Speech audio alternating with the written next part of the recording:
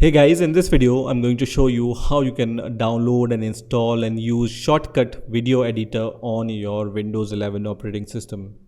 So Shotcut is a free and open source cross-platform video editor for your Windows, Mac or Linux operating system. So let's see how we can download and install Shotcut Video Editor. So first of all, open your favorite browser and search for Shotcut Video Editor, and the first link which will appear here will be from shotcut.org. So I'm going to just click on this link, and once you click on this shotcut.org link, it's going to open this kind of website. Now straight away you will be able to see this click to download link here. Otherwise you can click on the download tab on the top, and once you click on the download tab on the top, you will be able to see this kind of window. Now here you have two options, Windows installer, and then you can also download the zip file for the Windows installation, right?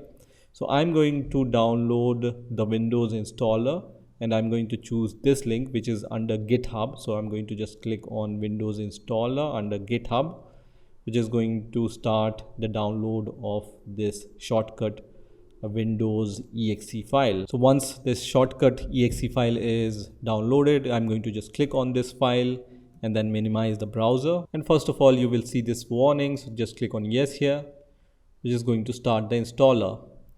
So here you need to agree with the license terms and conditions. So if you want to read those license terms and conditions, just read them and then click on I agree. And then on the next window you will see the default location where your Shotcut Video Editor will be installed. So this is the default location.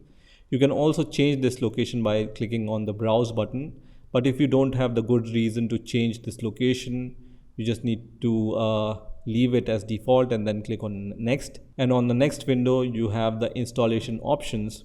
So it's going to remove old program files, it's going to install the program files, and then it's going to create the startup menu shortcut. If you want to create this desktop shortcut also, which means this kind of desktop shortcut, you can check this checkbox and then you can click on install, which is going to start the installation of this Shotcut Video Editor. So you can see you just need to wait for this progress bar to reach to the 100% mark. If you want, you can also click on show details button, and it's going to show you what processes are going on during the installation of your Shotcut Video Editor. And now I can see that this Shotcut Video Editor shortcut is created on my desktop.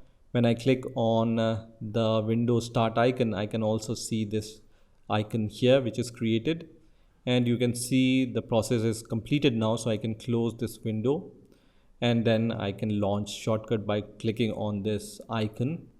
So you can see the Shotcut Video Editor is starting on my Windows operating system, and now the Shotcut Video Editor has been launched. So you can see the interface of Shotcut. It looks like this. If you want to import some file, you can click on open file option, and then you can choose your video files. I'm going to choose this video file and then click on open, which is going to open this file.